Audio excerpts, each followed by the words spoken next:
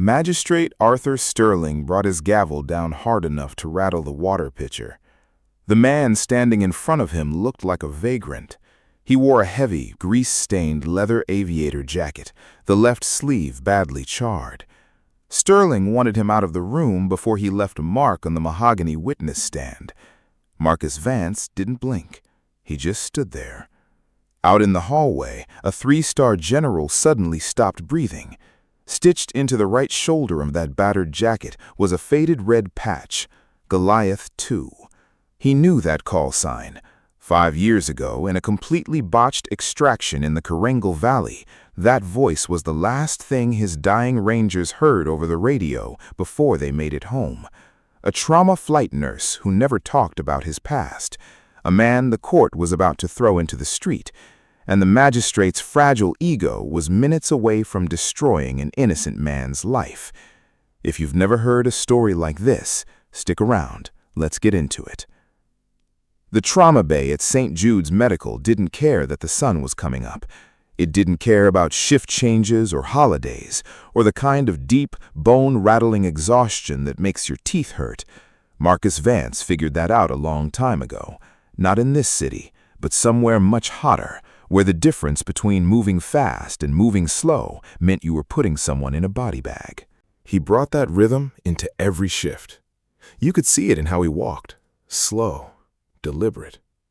The walls could be falling in, and Marcus wouldn't rush. The new residents thought he was arrogant.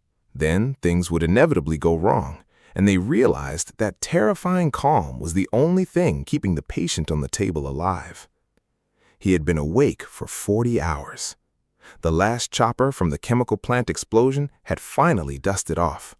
19 patients, 5 of them critical.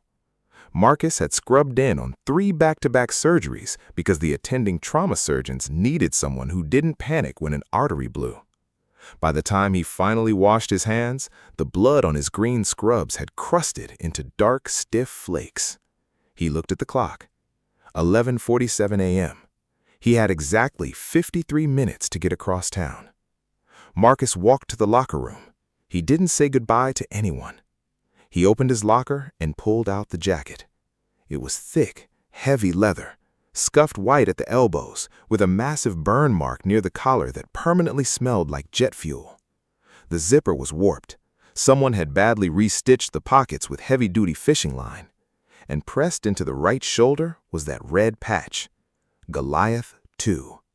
He put it on like armor. He didn't wear it to stay warm. You wear something like that to stop people from seeing what's underneath. He never intended to wear it to a courthouse. He hated wearing it in public at all. But his spare clothes were sitting in his washing machine. His apartment was 20 minutes in the wrong direction, and David Chu had been waiting 3 weeks for today. He met David 8 months earlier. There was a support group for trauma survivors in a damp church basement out by the shipyards. Marcus only went because he could sit in the back, drink terrible coffee, and refuse to speak. David used to sit 2 rows up. He had the same permanent stillness Marcus had. It wasn't the peaceful kind. It was the stillness of a guy who just decided he was done fighting with the world. Neither of them ever talked during the sessions. One night, Marcus was packing up his bag. He thought he was alone. The nerve damage in his left arm was flaring up, and he was mechanically massaging his wrist, trying to force his fingers to close. David walked past. He didn't ask what was wrong. He didn't offer fake sympathy. He just set a hot cup of coffee on the chair next to Marcus, nodded once, and left. Marcus knew right then. This was a guy who understood that some pain just needs to be left alone. They weren't best friends, but they saw each other. 3 weeks ago, David was walking to his truck after a night shift. He heard a sound in the parking garage, a sharp, terrified intake of breath. The sound someone makes when they know screaming will only get them killed. David rounded the corner. 3 college-aged kids had cornered a night shift cleaner named Maria. One of them, Julian Croft, was holding a heavy steel wrench against the side of her neck. What happened next wasn't a fight. It was physics. David took 2 guys down in under 10 seconds. One shattered collarbone, one dislocated knee. Julian ended up pinned against a concrete pillar with a crushed windpipe and a ruptured spleen. But Julian was a trust fund kid. His body couldn't handle the shock. He started suffocating. David dropped to his knees, snapped the plastic casing off a tire pressure gauge, and shoved the hollow tube straight into Julian's chest cavity to decompress the lung before the kid died on the concrete. Julian's father, Robert Croft, owned half the commercial real estate in the city. He spent his life making sure problems disappeared. By the time the cops filed the paperwork, the steel wrench vanished. Maria got a visit from 2 guys wearing very nice watches who strongly suggested she go back to Mexico for a while. And David Chu was suddenly a deranged vigilante who attacked 3 innocent kids for no reason. It was a clean, plausible lie. It just needed everyone to shut up and look the other way. Marcus was the only guy willing to look straight at it, and he actually had the medical credentials to ruin the whole story. Marcus clocked out at 11:52. He drove his beat-up sedan straight to the district courthouse. The building was designed to make you feel tiny. Huge limestone pillars, echoing marble floors, ceilings you couldn't even see properly. It was built to remind you that the system was bigger than you. Courtroom 402 was on the 4th floor. When Marcus shoved the heavy doors open, the place went dead silent. Everyone stared. They saw a guy in filthy, blood-crusted scrubs and a destroyed leather jacket. His eyes were bloodshot. He walked into a room full of $2,000 suits, looking like he'd just survived a car crash. David looked up from the defense table. He looked relieved and terrified at the exact same time. Magistrate Sterling glared down from the bench. He was a guy who decided exactly what you were worth the second he looked at your shoes. He'd been doing this for 20 years. He raised a hand. "Stop right there." Marcus stopped. Sterling looked at him like he was a stray dog that had wandered onto a golf course. His voice boomed. He told Marcus he was a disgrace to the room. He called his clothes repulsive, biting down on the word like he'd been saving it for a special occasion. Marcus didn't flinch. He explained he'd just walked out of a 40-hour shift after a refinery blew up. He kept his voice completely flat. It was the exact tone he used to tell parents their kid wasn't waking up, cold, professional, and entirely immovable. Sterling didn't care. He pointed a finger at the heavy leather coat. He called it biker garbage and ordered Marcus to take it off right now or get out. "I need to keep it on," Marcus said. "I'm asking you to let it slide." The courtroom stopped breathing. Sterling's face turned a dangerous shade of red. He wasn't used to hearing the word no. He told Marcus he could take the jacket off or he could sit in a holding cell for 48 hours on a contempt charge and his testimony would be permanently thrown in the trash. Down at the table, David looked at Marcus. He shook his head, just a tiny, barely there movement. It meant, "Don't do it. I know what's under there. I'm not worth it." That hit Marcus right in the chest. David was going to prison, and he was still trying to protect him. Marcus didn't move an inch. Sterling snapped. He signaled the 2 armed bailiffs at the door. "Remove him." The guard stepped forward. Marcus just shifted his weight. He didn't raise his fists. He just went totally, unnervingly still. The kind of still a predator gets right before it strikes. "Don't put your hands on me," Marcus said. His voice dropped an octave. It didn't sound like a request. Both guards actually stopped walking. They couldn't help it. Their brains recognized a guy who genuinely knew how to end them, and instinct took over. Sterling leaned over the bench, furious. He squinted at the red patch. He didn't know what Goliath 2 meant. He mocked it. He called it a toy soldier costume. He was yelling so loud, his voice bled right through the heavy oak doors at the back of the room. Those doors were notoriously badly fitted. Sound leaked into the hallway all the time. Out in that hallway, General Arthur Pendleton was waiting for a meeting with the district attorney. He hated waiting. He was pacing the marble floor, hands clasped behind his back, running logistics through his head. Then he heard the shouting. He heard the words, "Goliath 2." Pendleton froze. 3 seconds ticked by. 3 seconds where a brain wired for war processed an impossible piece of information. He grabbed the brass handle. He didn't open the door politely. He opened it like a man walking into a hostage situation. The heavy wood swung open without a sound. Pendleton walked in, and the air in the room completely evaporated. It wasn't just the uniform or the stars on his collar. It was the sheer, terrifying gravity of how he looked at the man in the center of the room. He stared at Marcus like he was looking at a ghost. Sterling opened his mouth to yell at the intruder. Pendleton beat him to it. "Nobody touches him." He didn't shout. He didn't need to. He looked at the bailiffs and told them that touching that man would be considered interference with classified federal assets, and he'd have them in federal court by nightfall. Sterling gripped his gavel. He told the general this was his courtroom, and the military had absolutely zero jurisdiction here.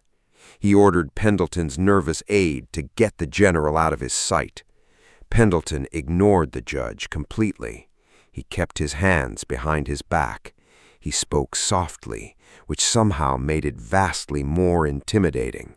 He told Sterling he was happy to step outside and watch local cops assault a man whose medical file was heavily classified by the Department of Defense. Go ahead, Your Honor. Let's see how that plays out. The silence was deafening. Robert Croft, the rich dad sitting in the front row, suddenly looked very pale. The prosecutor put his pen down. Sterling swallowed hard. He couldn't win a public fistfight with a general, but he wasn't going to lose face. He told Marcus he could testify, but the jacket still had to come off. That was the rule. Marcus read the room. The judge was looking for an out. If he didn't take off the coat, David's testimony was dead. David was staring at the floor, totally defeated. Marcus didn't hesitate. He reached up and yanked the heavy zipper down. He pulled the leather coat off in one fluid motion and threw it over the wooden railing. He turned to face the room. There was absolutely nowhere left to hide. From his wrists to his shoulders, Marcus's arms were ruined. Thick, knotted scar tissue spiraled up his skin like melted wax. Grafts cross-hatched over deep, unnatural divots in his forearms. Anyone with a day of medical training could see the entry wounds, the unmistakable jagged depressions where high-caliber rounds had ripped through muscle and bone. They were the kind of injuries that usually end with a surgeon taking both arms off below the elbow. Right above his left wrist, completely surrounded by burn scars, was a tattoo, the para-rescue flash, and right under it, a date. The date matched a classified extraction in Afghanistan that the government still denied ever happened. Pendleton saw the date. He spent 5 years trying to forget that night. He had been sitting in an operations tent, listening to his men get slaughtered on a mountainside. He remembered the voice on the radio, a medic who sounded totally bored while taking heavy fire. The guy had calmly asked for exactly 8 minutes of total radio silence while he dragged 4 bleeding Rangers onto a chopper. Pendleton gave him the 8 minutes. He used 7. The after-action report said the medic took 2 rounds to the arms and got severely burned, pulling the last guy in. The file was sealed. Pendleton never even got his real name. The general walked straight past the wooden gate. The bailiffs just backed away. Pendleton stopped 2 feet from Marcus. He didn't look at the ruined arms. He looked him dead in the eye. Then he snapped a perfectly rigid salute, the kind of salute a general only gives when he genuinely means it. "My son came home because of you," Pendleton said. "All four of them did." You could hear a pin drop. The entire dynamic of the courtroom shattered. Every single person in the room realized they were on the wrong side of history. David had his face buried in his hands. He knew about the scars. He knew because he left that coffee on the chair, knowing the guy in the jacket was hiding something awful. Marcus just blew his own life wide open in front of a crowd just to save him. Sterling looked at his own hands. He looked physically sick. He realized he'd just humiliated an American hero over a dress code. He quietly told the bailiffs to step back. He told the general he could sit wherever he wanted. He still didn't apologize. "Take the stand, Mr. Vance," the judge croaked. Marcus picked up his coat, laid it carefully on the chair, and sat down. David's lawyer walked him through the basics, his medical background, his trauma experience, how they met. Marcus answered in the exact same deadpan voice. No drama, no emotion, just facts. When asked if David acted like a deranged attacker, the prosecutor, Lyle Vance, jumped up. Lyle was smart. He knew the jury loved Marcus now, so he attacked the science. Lyle claimed Marcus was biased.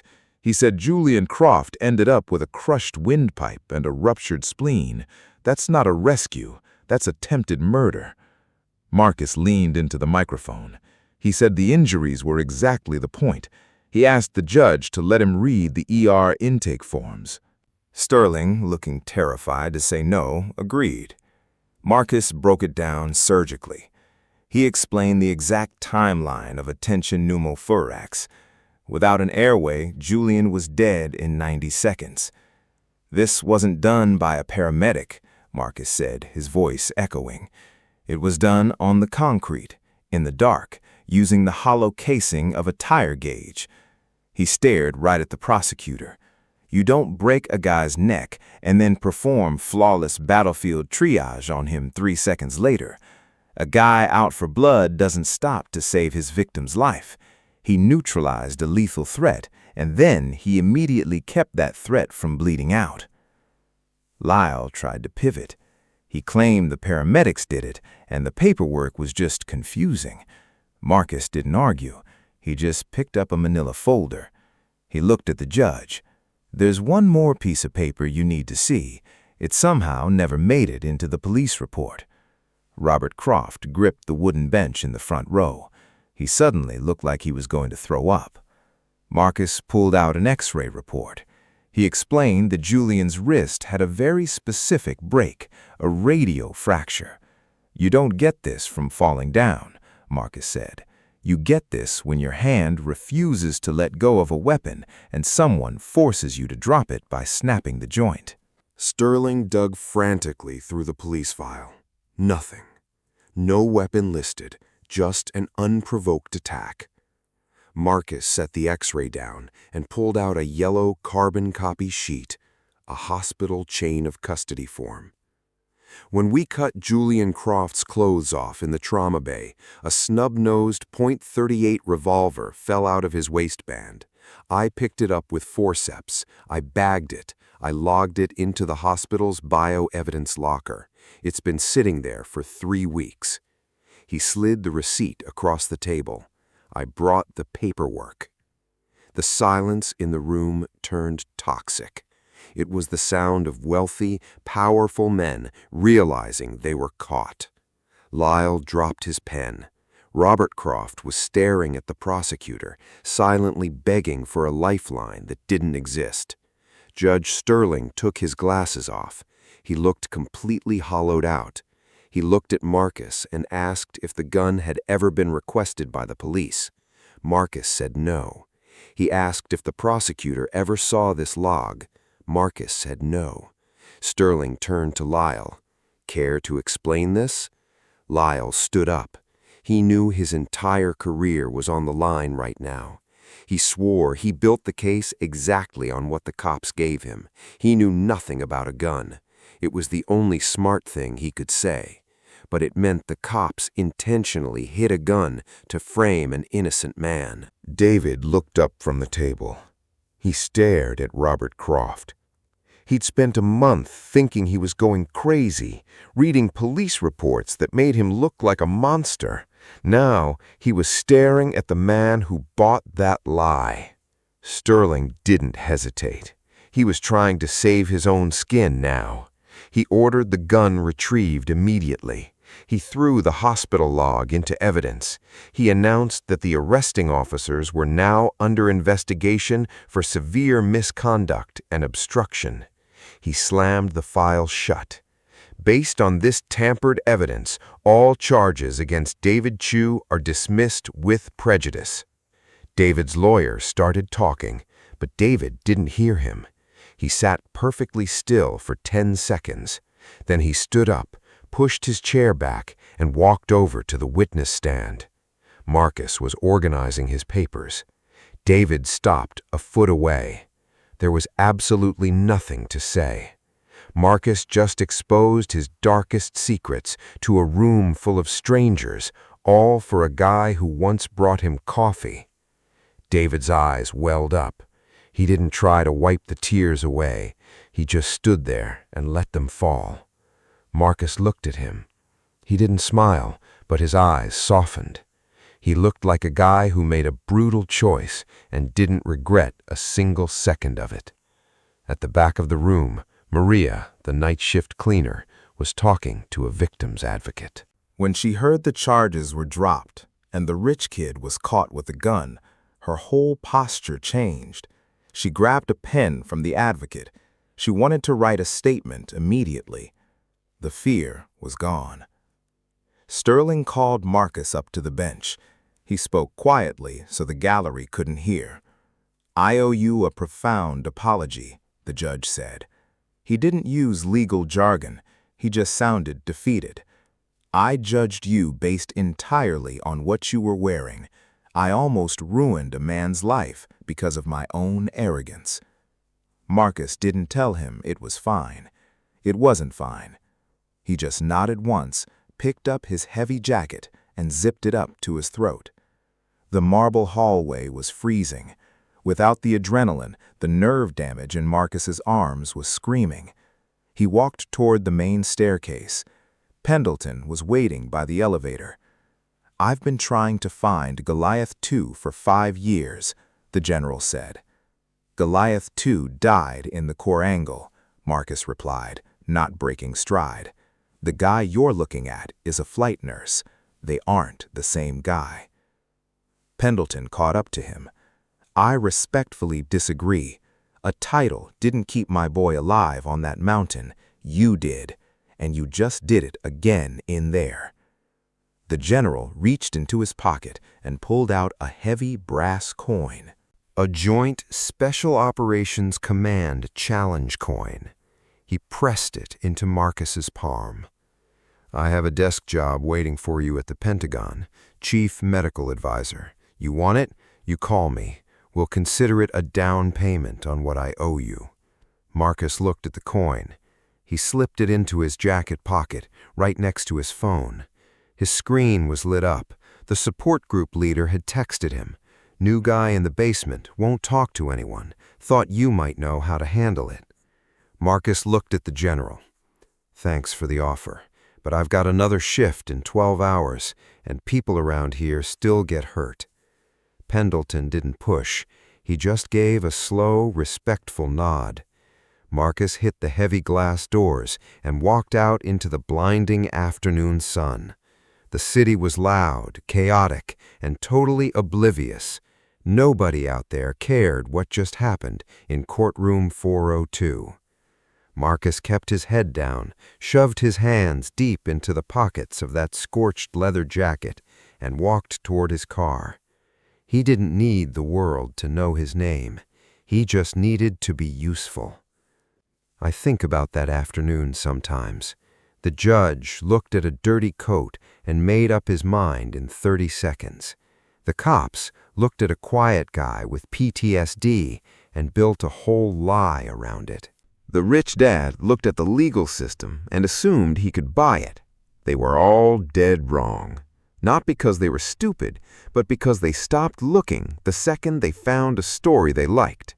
Marcus didn't win because he had a cool tattoo. He won because he showed up with cold, hard facts, and because he was willing to bleed a little to protect someone else's truth. We walk past people like Marcus every single day. People dragging invisible weight, quietly choosing to do the right thing when nobody's watching. The absolute least we can do is hold our judgment until they actually open their mouths. If this hit home for you, share it. And if you want more stories about what people are actually capable of when the chips are down, stick around for the next one.